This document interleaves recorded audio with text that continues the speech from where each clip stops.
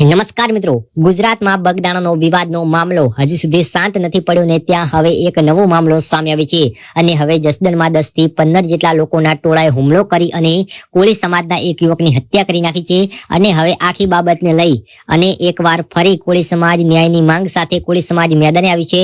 જી હા મિત્રો, આમ તો ગુજરાતમાં કાયદો અને વ્યવસ્થાની વાત કરવામાં આવે અને ખાસ કરી અને કોળી સમાજની વાત કરવામાં આવે તો કોળી સમાજ છેલ્લા કેટલાક સમયથી અનેક એવા કિસ્સાઓ સામે આવી રહ્યા છે કે જે કિસ્સાઓ લઈ અને ન્યાયની માંગ કરે છે અને એક થાય છે।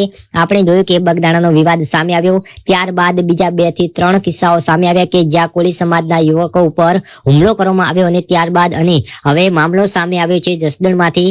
જસદણના શિવરાજપુર ગામ નજીક એક તકરાર થઈ હતી અને આખી બાબતને લઈ અને ક્યાંક ને ક્યાંક હુમલો કરવામાં આવ્યો અને આ હુમલા કરવામાં આવ્યો હતો કોળી સમાજના યુવક ઉપર। શિવરાજપુર નજીક આવેલ કોળી તલવાડી ચોકડી પાસે આખી ઘટના ઘટી હતી અને આ આખી ઘટનાને લઈ અને હાલ અનેક ચર્ચાઓ પણ થઈ રહી છે।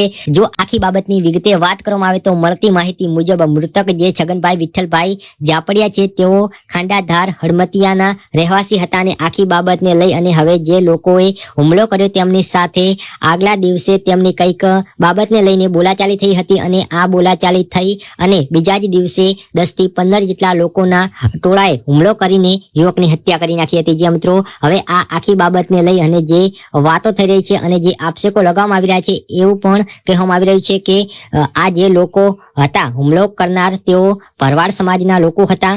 વધુમાં હવે આખી બાબતને લઈ અને અવાજ કેમ ઉભો થઈ રહ્યો છે, ન્યાયની કેમ માંગણી થઈ રહી છે એના વિશે ચર્ચા કરીએ તો ન્યાયની માંગણી એટલા માટે થઈ રહી છે કે કારણ કે આખી ઘટનાના સીસીટીવી ફૂટેજ પણ સામે આવે છે જેની અંદર દેખાઈ રહ્યું છે કે 10 થી 15 જેટલા લોકોએ હુમલો કરીને એક યુવકની હત્યા કરી નાખી છે। મિત્રો અને પોલીસની જો વાત કરવામાં આવે તો આખી બાબતને લઈને પોલીસની ભૂમિકા ઉપર વાત કરવામાં આવે તો પોલીસે 5 જેટલા લોકોની છે તે ધરપકડ કરી દીધી છે અને વિડીયોમાં દેખાય છે 10 થી 15 જેટલા લોકો।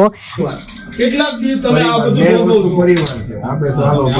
આખી મંડળી બનાવીને લોકો કાયદેસર આ લોકોને તૈયાર જ ભોગવા નથી દેતા, એ પેલા મારે છે, હથિયાર બધા હાથમાં છે, ઈ જોવે છે। તો હવે આપણે શાના માટે સામાન્ય પ્રજા જીવશે નહીં? તમે વિચાર કરો, લઈ આવો ગમીને અમે અહીંયા તો શાંતિ બેઠા છીએ, પાંદડું નહીં હલાવી, તમે તમારી ફરજ પ્રમાણે જે કરવું એ કરવા માંડો।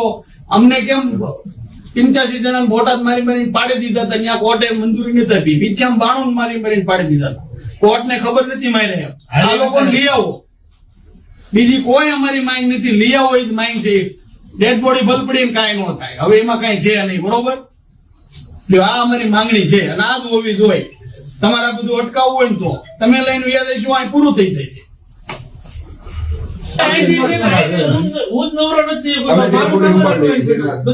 તમારા છે અમારા સમાજમાં બધી ઓલું થાય છે, આ ઘણી વખત છૂટી જાય આવો પ્રશ્ન થાય છે ને એટલે અમારે કોઈ નથી, જે કઈ બનાવ બની ગયો એ કઈ માટે સારું નથી, બરાબર છે, દુઃખદ છે અને આને સજા થવી જ જોઈએ જેથી કરીને બીજો કોઈ બનાવ બને નહીં।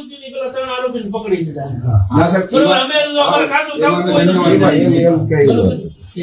જે વાહન આ જે રેલવે છે એમાં કાચું નો કોઈ અમારી એક જ એવું ન બને અને એવું સાહેબ નથી કરવા માંગતા, એક બોલામાં નથી સાહેબ ની, તો આપણે એસપી સાહેબ ની એવી બોલી છે તમામમાં 100% સજા થવી જ જોઈએ।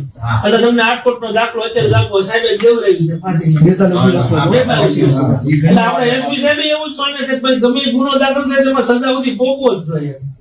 એને શું છે તમારા અમુક આપણે ફરિયાદી પક્ષે પોલીસને સપોર્ટ કરવો પડે, આપણે જે પોલીસની જે જરૂરી છે વ્યવસ્થિત પંચો વ્યવસ્થિત ટૂંકમાં સાહેબ રજૂ કરવાનો કોર્ટમાં ટૂંકમાં એ પ્રમાણે જોવાનું રહ્યું, કેસ મજબૂત થાય અને ખોટું ગેરમાર્ગે દોરવાનો કોઈ મતલબ નથી।